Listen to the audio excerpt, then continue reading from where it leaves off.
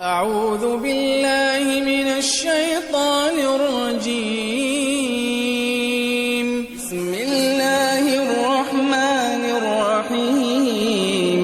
وما خلقت الجن والإنس إلا ليعبدون ما أريد منهم من رزق وما أريد أن يطعمون إن الله هو الرزاق ذو القوة المتين.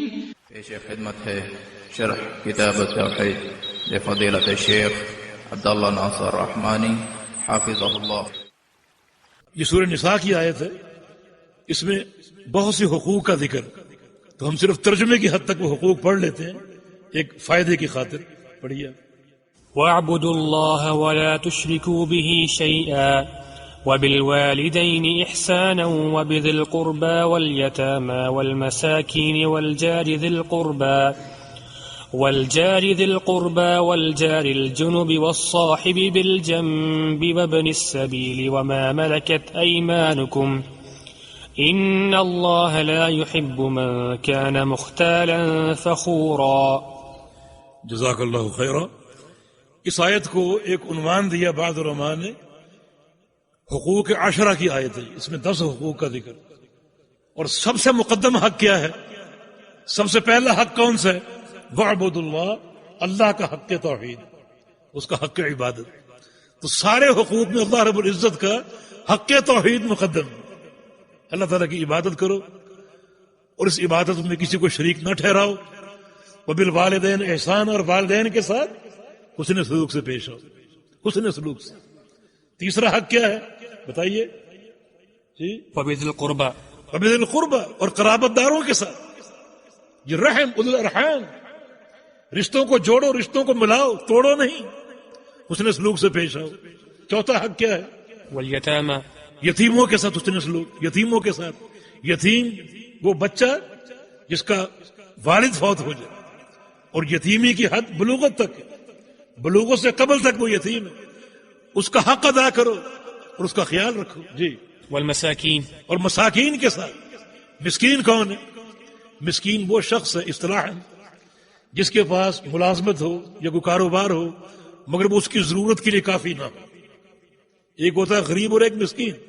غریب وہ ہے جس کے پاس وسائل آمدنی نہ ہو، اور مسکین وہ ہے جس کے پاس وسائل آمدنی ہو مگر اس کی ضرورتیں زیادہ ہوں، اس کے لیے کفایت نہ کرے۔ وہ اما السفینہ فکانت لمساکین، وہ سفینہ موسیٰ اور خضر کے واقعے میں کشتی کس کی تھی؟ کچھ مساکین کی تھی، مانا کاروبار تھا ان کا مگر پھر بھی مسکین، اس لیے کہ وہ آمدنی ان کی ضرورت کے لیے کافی نہیں تھی۔ تو یہ فرق غریب اور مسکین کا۔ تو مسکین کے ساتھ حسن سلوک سے پیش آؤ جی۔ والجار ذي القربى، والجار ذی القربى، اور پڑوسیوں کے ساتھ، جو قریبی پڑوسی جس کی گھر کی دیوار آپ کی دیوار سے ملی ہوئی ہے، اس کے حقوق کا خیال رکھو۔ اور آگے والجار الجنب، وہ پڑوسی جو دور کے ہیں، یہ پورا محلہ آپ کا پڑوس ہے۔ ایک قریبی پڑوسی جو آپ کے گھر سے متصل، اور دوسرا دور کے پڑوسی جو آپ کے محلے میں ہیں، آپ کے علاقے میں ہیں، جن کا گھر آپ سے دور ہے، ان کا بھی خیال رکھو، ان کے حقوق پورے کرو جی۔ والصاحب بالجنب، والصاحب بالجنب، اور پہلو کا ساتھی۔ اس کی 2 تفسیریں ہیں۔ پہلو کا ساتھی یا تو بیوی ہے جو شوہر کے پہلو میں بیٹھتی، یا تو بیوی مراد ہے۔ اس سے بڑا اور زیادہ پہلو کا کوئی ساتھی نہیں۔ تو بیوی کے حقوق پورے کرو، ان کا خیال رکھو۔ رسول اللہ صلی اللہ علیہ وسلم کا فرمان ہے کہ خیرکم خیرکم لأہلہ وانا خیرکم لأہلی، تم سب میں بہترین وہ ہے جو اپنی بیوی کے لیے بہترین ہے، اور فرمایا کہ میں تم سب سے زیادہ اپنی بیویوں کے لیے بہترین ہوں۔ اللہ کے بغیر اپنے گھر میں حسن سلوک سے پیش آتے، حسن عشرت سے پیش آتے، اپنی بیویوں کے حقوق کا خیال کرتے، بلکہ ان کی خدمت کرتے۔ امام الانبیاء ان کی خدمت کرتے، تبھی تو بیویاں آپ کی تعریف کرتی تھی۔ کسی نے پوچھا سیدہ عائشہ صدیقہ سے، کیف کان خلق رسول اللہ صلی اللہ علیہ وسلم، اللہ کے پیغمبر کے اخلاق کیسے ہیں؟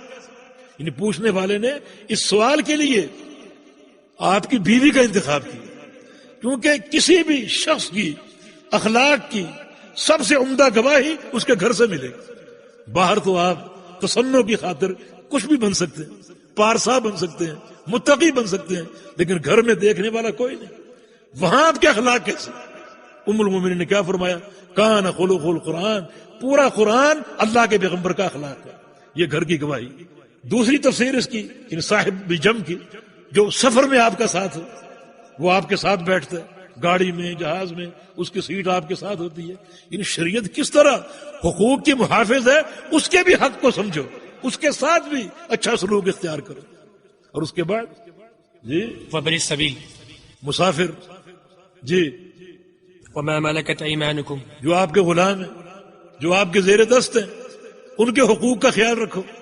مسند احمد کی ایک حدیث ہے، نبی علیہ السلام کا فرمان ہے، یعنی جو زیر دست ہیں ان کے حقوق کا خیال کتنا اہم ہے اور کتنا افضل ہے۔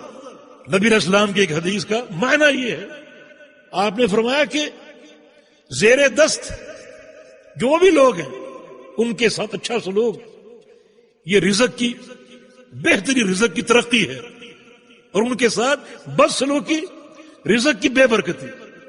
تو شریعت نے کتنا لوگوں کے حقوق کی حفاظت کی۔ تو ہم نے فائدے کی خاطر یہ پوری آیت آپ کو سنا دی اور پہنچا دی، ورنہ جو اس بار سے مقصود تھا وہ یہی تھا کہ تیرے پروردگار کا یہ فیصلہ ہے، مت عبادت کرو مگر صرف اسی کی، اس کے علاوہ اور کسی کی نہیں۔ جی اس کے بعد 5ویں آیت، قل تعالوا اتلوا ما حرم ربکم علیکم اللہ تشرکوا بہ شیئا، اے پیغمبر کہہ دیجئے کہ آؤ ہم تمہیں بتائیں کہ تمہارے پروردگار نے کیا حرام کیا۔ اللہ تعالیٰ کی حرام کردہ چیزوں کو سن لو، ان میں سب سے مقدم چیز یہ ہے اللہ تشرکوا بہ شیئا، کہ اللہ کے ساتھ کسی کو شریک نہ ٹھہراؤ، شرک نہ کرو۔ یہ سب سے بڑا حرام ہے، سب سے بڑا حرام اللہ تعالیٰ کے ساتھ کسی کو شریک ٹھہرانا، سب سے بڑا حرام۔ اس کے بعد اور بھی بہت سے امور ہیں، مگر چونکہ اختصار مطلوب ہے، وقت کافی ہو رہا ہے، ہم اس ایک ہی حق پر اکتفا کرتے ہیں کہ اس آیت کریمہ میں جو بہت سے حقوق کا ذکر ہے اور بہت سے اہم امور اور مسائل کا ذکر ہے، ان میں سب سے مقدم اور سر فہرست یہ ہے کہ اللہ تعالیٰ کے ساتھ کسی کو شریک نہ ٹھہراؤ۔ وتعاونوا على البر والتقوى ولا تعاونوا على الإثم والعدوان واتقوا الله إن الله شديد العقاب۔